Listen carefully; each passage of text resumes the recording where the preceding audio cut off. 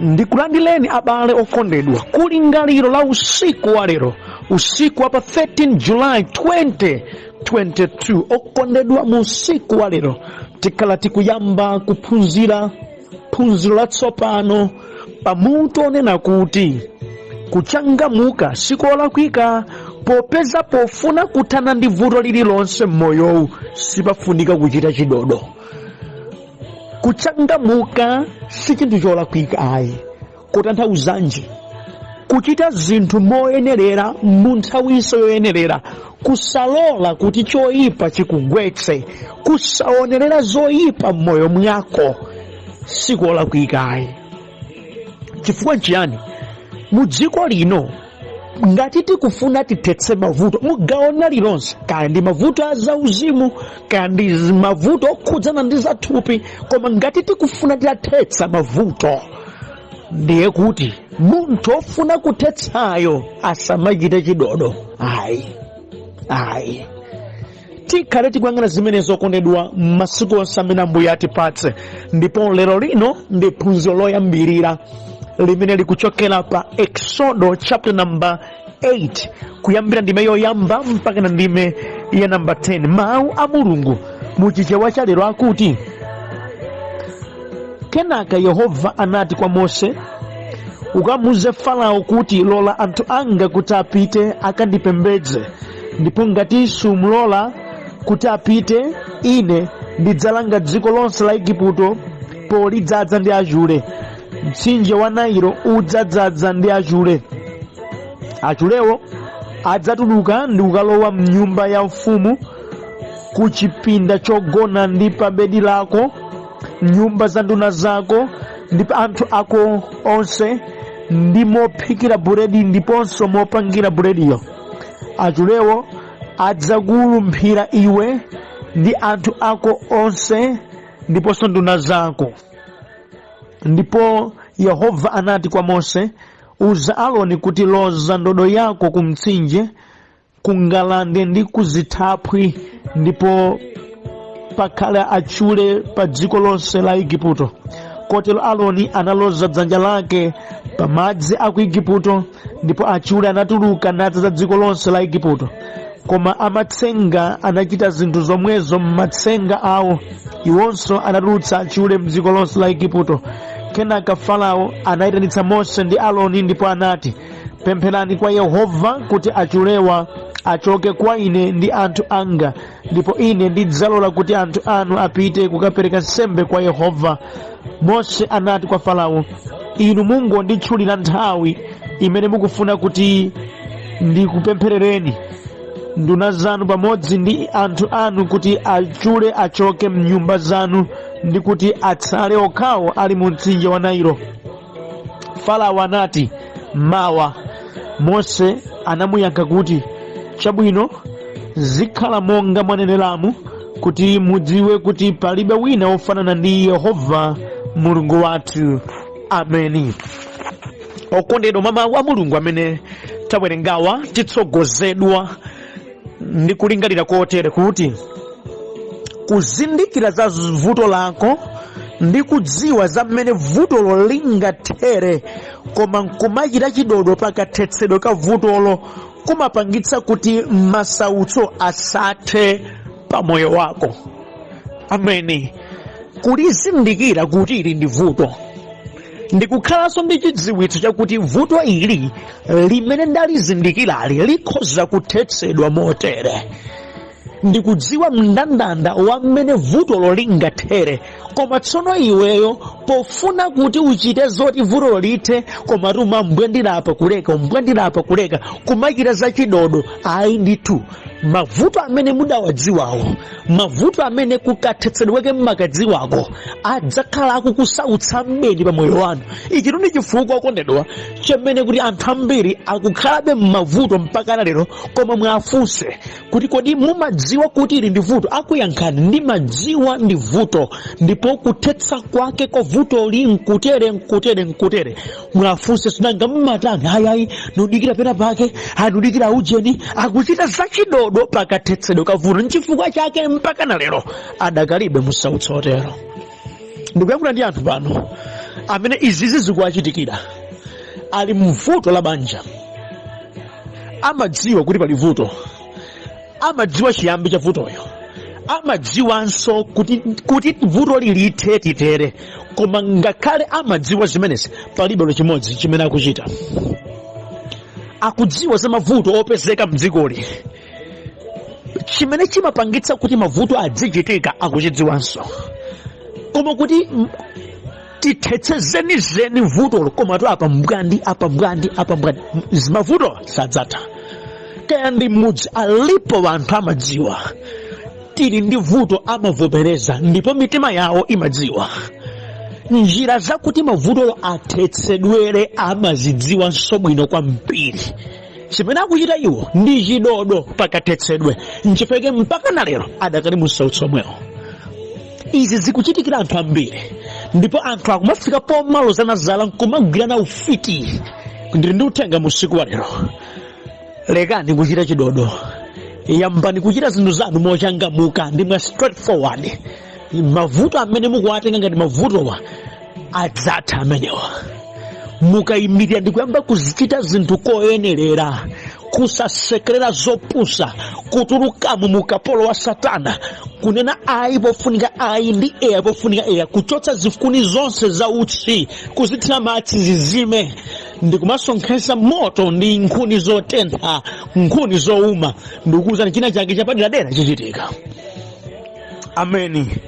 Okondedwa, ziwani kuti kugwiritsa bwino ntchito mwayi ndi chisomo chilichonse chobwera pa moyo wako kumakupewetsa kuti ukumane ndi zosautsa zambiri m'moyowo. Kumagwiritsa ntchito bwino mwayi, kumagwiritsa ntchito bwino chisomo chokupezekera moyowo kumakupewetsa kuti usakumane ndi zambiri zopweteka mdzikoli, chifukwa umachita zinthu nthawi yake.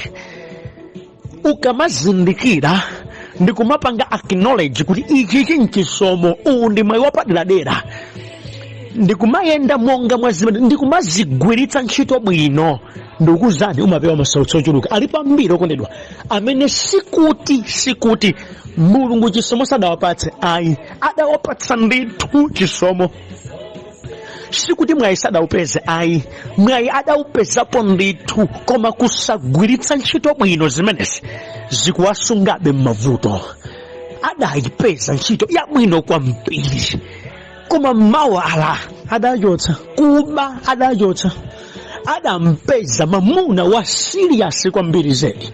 Amachita kukwera njinga mamuna, kuwayendera, kuwachondelera ndi kukwatireni ndili wakukonzeka, koma liwo chidodo apa mbwandi adasiya. Lero akuchita kulira misonzi kulifuna banja. Kugwiritsa ntchito bwino chisomo, kugwiritsa ntchito bwino mwayi wokupezekera, zimenezi zimakupewetsa munthu kuti usakumane ndi zovuta zambiri mdziko lino. Mwayi chabale wanga, kazichitani zinthu zanu mwayi mochangamuka komanso mwachilungamo, simudzalira ku dziko kuno. Zambiri zabwino zidzakutsatani. Ameni. Okondedwa, tawerenga mawu a Mulungu. Munthawi imene Mulungu akufuna kunena kuti ana ake a Israeli achoke kwa Igupto, akutuma Mose ndi Aaroni, pita kwa Farao ukamuuze kuti ndikufuna ana wanga achoke kuno akandipembedza ineyo mchipululu. Farao posadziwa Yehova ndani, adayankhula mawu amwano pa Exodus 5 ndi number 2, akuti Yehova ndani kuti ndimvere, sindilola ndithu kuti mupite. Ndipo popeza adakula mtima chotere, Mulungu adayamba kumutsina Farao ndi miliri, kungofuna kumuonetsera kuti timilungu timene uli nato nkumatipatsa ulemu kuti ntachabechabe, ine Yehova ndiye mwini kulenga. Amachita izi Yehova kuti amuzindikiritse kuti ngati atapitirira kuchita chibwana aonongetsa zambiri, koma adaonetsabe kuuma mtima. Ndipo Yehova adati okay, popeza ukuumabe mtima ndikuthandiza kuuma mtimaku kuti ndisakadze zako zambiri, kuti pa iwe ntchukirepo, kuti pa iwe ndidziwike ndine Yehova wa makamu. ndipo gawo limene tawerengali ndi limodzi mwa zowawa zimene Yehova adabweretsa pa dziko la Igupto ndi cholinga chofuna kuphunzitsa kuti zimene akuchitazo ndi masewera, sangalimbane ndi Yehova iye ndi kuwina zosatheka. Mulungu akuti ndikuchita chipongwe mkulu ndikupeputsa mubwera achule mdziko lako, mfumu zolemekezeka zosayandikana ndi achule zimenezi zilumphidwa ndi achule zimenezi. Anthu onse a mu Igupto alumphidwa ndi achule amenewa, mdziko lonse lidzaza ndi achule. Ndipo kudachitikadi, tandimvani, achule atadzaza mdziko, ngakhale kuti amatsenganso ake a Farao adayesera kuchita ngati kati zozizwa gawo ari kokaforokope kuti pakhale ngati polimbitsira mtima Farao la izizi zukhanga za matsenga.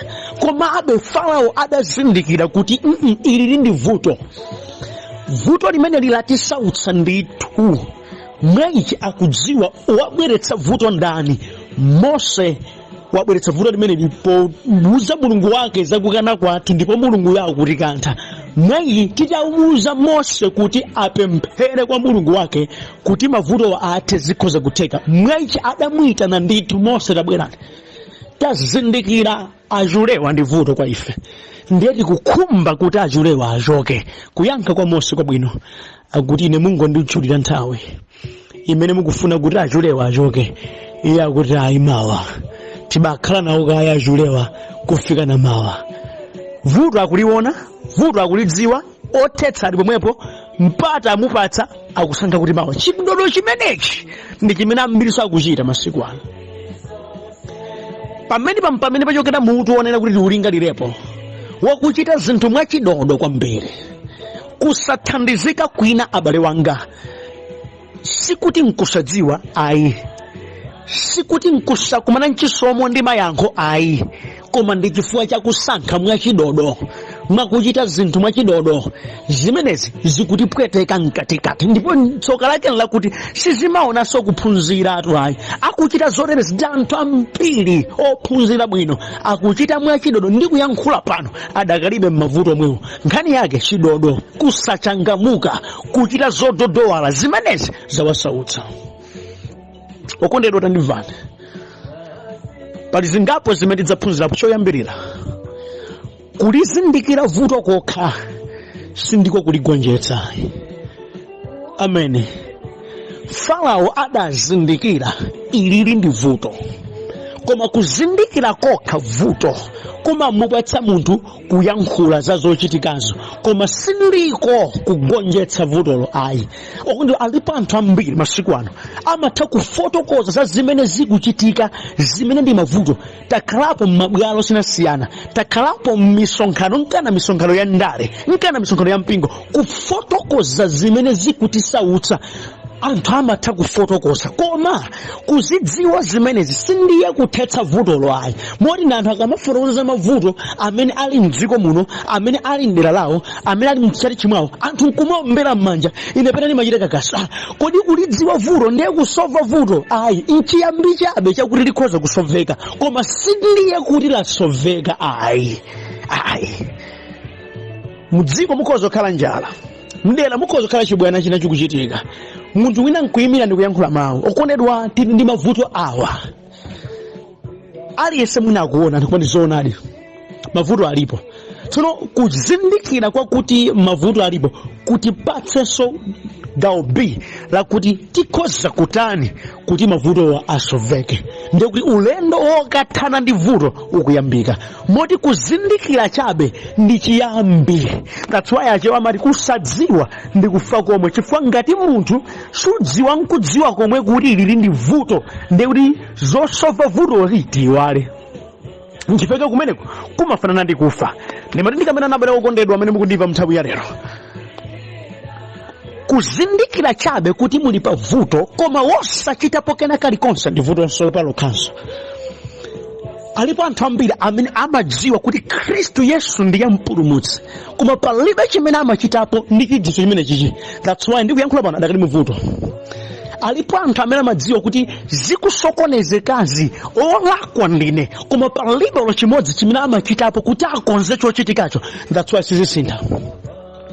Alipo anthu amene amadziwa kuti mavuto awa tikhoza kuwathetsa motere, koma palibe chimene amachitapo. Ayi ndikuwuzani, that's why zinthu sizikusintha. Kudziwa chabe sindiye kuthetsa vutolo. Ayi gawo lina ndile kudziwa kathetsedwe ka vuto, koma wosachitapo kanthu nchimodzimodzi kusadziwa. Amen.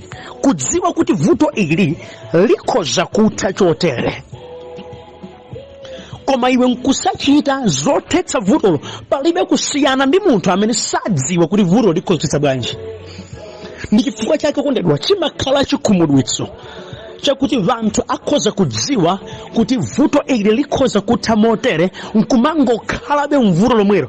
Afunseni, kodi mvuto limalidziwa likhoza kutha bwanji vutoli? Ndikufotokoza mmene lingathere vutolo. Ndipo timumadziwa kale inu yomungu chitapo chani, koma to pondo aya pamene pa kungoti vuto lili apa kumambe kuti ndelere munatiyende nthawi yakuti. Okondedwa, sizithandiza. Farao adadziwa achule ndi vuto. Farao adadziwa kuti amene angatithandize kuchotsa achulewa kuti tiupezenso mtendere, chifukwa ngati achule akutere mtendere wogona supezekanso apayi. Padali chisokonezo mdziko, titana abale wathu Mose ndi Aaroni abwerenso tikambe nawo za vuto ili. Ndipo adabwera. Tandimvani, atabwera kina Mose sanawagwiritse ntchito bwino olo pang'ono. Kudziwa amadziwa awawanda amene angatithandize, koma sanazigwiritse ntchito bwino zoyenera kuchita kuti athetsere vutolo. Ayi ndi mawu okondedwa madzulo alero, mukhala chimene mulilicho ngati mukhoza kudziwa vuto likhoza kutha chonchi koma osachitapo kanthu, mudzakhala chimodzimodzi. Kudziwa vuto la banja limatha bwanji, vuto la mnyumba mwanu likhoza kutha bwanji, vuto la kachasumu mamwayi likhoza kutha bwanji, vuto la mikangano mulilimu likhoza kutha bwanji. Ngati mukhoza kuzidziwa zimenezi koma nkusankhabe kukhala chete wosachitapo kena kalikonse koyenera mu nthawi yoyenerera, mavuto awasatha. Tamumvani Farao atafunsidwa, kodi achulewa muta akusautsaniwa, achule amene akuvutani kuti mufike mpaka napoti tanitsawa, tanditchudani nthawi, achoke nthawi zanja kuti mawa. Kutanthauza kuti tibakhala nawo abati sautsabe, tibavutikabe, inu mungapemphere mawa kuti achulewa achoke. Pali nzeru apa. Musiyana pali ndi Farao achemwali amene mukudziwa vuto lanu ndi ili, ndipo othandiza vuto lanu nkuthekanso mudayandikizana naye, koma mukungochita mbwando ndithu okondedwa kusafotokoza zenizeni. Aliponso wena amene amatha kuyandikizana ndi amene wasunga yankho la vuto lawo, koma amasankha kukhala chete osakamba naye olo pang'ono. That's why ndikuyankhula mpaka pano adakali ndi vuto limeneli. Takhala tikulalikira za Khristu Yesu ndi mpulumutsi. Okondedwa, zimandikhudza kuti ngakhale m'magulu omwewa mupezeka kuti wina adakala akunjabe samudziwabe Yesu amene tikumulalikirayo, amati ngati kuyankhula zingati nthabwala chabe kuyandikizana ndi yankho koma osathandizika. Ndi Farao sakusiyana. Mukudziwa za vuto ili, vuto limene lili yankho ndi Mulungu akhoza kuthetsa, inde athetserita kuti mawa. Kutanthauza kuti pano muzivutikabe, moti nthawi yonseyi muzisaukabe, mwasankha inu nchiya mawa, muli nzeru inu. Kondedwa, alipo anthu ambiri akuchita zotereza, othandiza amatha kuyandikira koma sathandizika. Mu nthawi ya Yesu chidali chimodzimodzi, vanthu adayandikana naye mwana wa Mulungu wa moyo koma osapindula kanthu. Wena adatengapo gawo la kungomunyoza, wena adatengapo gawo la kungomuseka, wena atekapo gawo lakungomutsatira koma osapindula ndi kulandira mawu akewo ayi. Oterewa sadapindula ndi okhaokhawo amene adatsata Yesu moona mtima nalandira iye ngati mpulumutsi nagonjera mawu ake, amenewa ndi amene adapulumutsidwa nachita bwino. Zotereza okondedwa sizidasintha mpaka na pano, sizi tikuzionanso ngakhale mwa Farao. Tandimvani, gawo lina ndili mu dziko lino zimachitika abale wanga kuti timayandikizana ndi zotithandiza, koma zimatengera mmene wazigwiritsira bwino ntchito. Chisomo chopezeka fundo ikutero, chisomo chopezeka, mwayi wopezeka koma wosagwiritsidwa bwino ntchito susiyana ndi tsoka. Kama ndimva mwayi wopezeka bwinobwino, chisomo chopezeka bwinobwino koma chosagwiritsidwa bwino ntchito sichisiyana ndi tsoka. Chifukwa zotsatira zake ndi chimodzimodzi. Ndi uthenga madzulo alero, alipo anthu ambiri adachipezapo chisomo, adaupezapo mwayi, Yehova adawakomerapo mtima, koma iwowo ndi vuto ndi amene adapangitsa kuti zimene zimafunika kuti zichitikezo zisachitike. Tsono ndibati ndikutsimikizeni, mavuto ali ngati munthu amakula. Mukalekerera nkupita kwa nthawi, nkupita kwa zaka, monga munthu amakula nkupita kwa nthawi, nkupita kwa zaka, mavuto onso nkupita kwa nthawi, nkupita kwa zaka, amakhala akukula. Nchifukwa chake kuwathetsa mwachidolodolo ndikuzani zimakhala zovuta. Zina zimene mungazithetse leroli zidakaliza zing'ono, mukazisiya kuti zikule mawa zimakhala zopweteka. Farao adafunsidwa funso, tango ndiuzani nthawi yakuti ndipemphere kuti achule awa achoke. Adakanena kuti pompano ndikuzani zikadatheka, koma iye akuti mawa. Ndekuti pompano azibwerera Mose ndi Aaroni achulewa akadawirabe. Mwayi wokumana nawo koma osagwiritsa ntchito ukubala misozi ya anthu ambiri masiku ano. Alipo anthu ochuluka abale wanga amene adakumanapo ndi mwayi, adakumanapo ndi chisomo, koma kuchiseweretsa lero lino akulira. Ntchito adayipeza, banja adampeza, munthu wabwino adabwera, zambiri utumiki adawuyamba bwinobwino, dzina mudziko adapanga, maubale adapanga, koma kusazigwiritsa bwino ntchito zimenezi ndikuzani amaoneka ngati otembereredwa lero, amaoneka ngati ofulatiridwa lero, amaoneka ngati anthu opata pake lero, chifukwa sadagwiritsa ntchito bwino mwayi umenewo.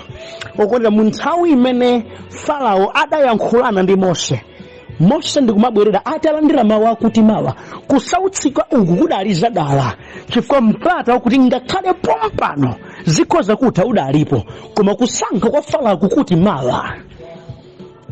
Monga Farao adachita motere, ambiri sizikutheka kutero, kuti akusautsidwa muzina chifukwa cha dala, chidodo, kusachangamuka, kukhala ngati mavuto wakwazolowera. Mayankho akuti zithere izi amakhala akuwadziwa ndipo amakhala akuwamva. Inu moti zoona zakuti kuledzera ni chimo simudziwa, zakuti chimasomaso chimapweteka simudziwa.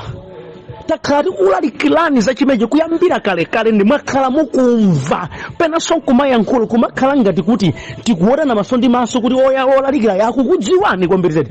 Zoona di Mulungu amakhala akudziwani, koma ayi ndithu kakaka pa zomwezo kakaka nkumasauka benazo uthenga mukumva. Ndi Farao mukusiyana pati wosankha mawa kuti abakhala mavuto.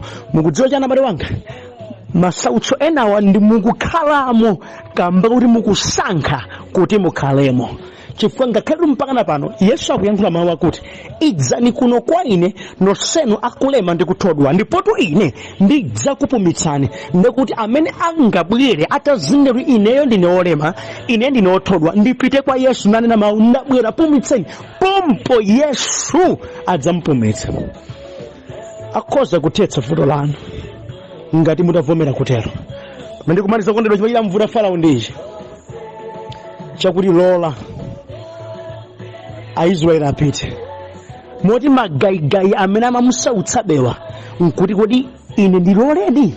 Debate imakula mumtima mwake. Ambiri aliponso anthu amene debate ikukula mumtima mwawo chifukwa Yehova sadzavomereza kuti munthu abwere mbali yake ndi machimo omwe. Ayi, ngati ukubwera kwa ine siya tchimo, bwera kwa ine, lola zitchimo lipite, iwe ubwere. Ukakana kutero zizikusautsabe, ukavomera kutero upewa kuzambiri zovuta. Tandimvana bale wanga ndikumaliza. Farao adakazindikira izi msanga nalola kuti ndapeza ine kuti Yehova wanuyi ngwapatali akuposati milungu tanga. Kapitani muri mulungu wamphamvu, ifeso tizipembedza nayo yemweyi. Ndikuzani miliri yambiri imene dawakhaulitsa sikadawapeza, koma likanikani amene adali naye adabalira zambiri. Nchifukwa chake nthawi zambiri anthu amakani alikanikani amaomba migolo ndipo amakani zipyera zambiri mzamoyo uno chifukwa chakuti amaona ngati akutsata njira yothandiza mapeto wake dango wakulukuta moyo wawo. Musakhale ino otero abale wanga, gonjani Khristu Yesu namvomereza kuti amene ndiye mpulumutsi wa moyo wanu, ndipo mulole kuti masautso anu iye ndi amene athetsa. Musamchitire manyazi, uperekeni moyo wanu, masukireni, tseranizeni. Ndikunena kuti chana abale wanga, nthawi mwayi ndi chisomo zigwiritsani bwino ntchito zimenezi zikuthandizani. Mukazindikira, mukadziwa tikhozo thetsa zibwanji, ziperekeni kuti chimene chitaponi kanthu kuti zithedi muthandizike, ndipo ndikuzani muthandizika. Musakhale ndi likanikani, Ambuye ngobwera mathandiza. Uthenga uwu ukumasuleni moyo mwanu abale wanga, kuti musachite zinthu mododowala, mwachidododo, mopusirapusira. Changamukani ndi kuchita mwachilungamo zinthu zanu moyo uno, ndipo Yehova akudalitsani kwambiri. Uthenga ukumasuleni, uthenga ukulimbikitseni, uthengawo ukutseguleni maso. Chisomo kwa inu, usiku wabwino. Ambuye akudalitseni. Amen.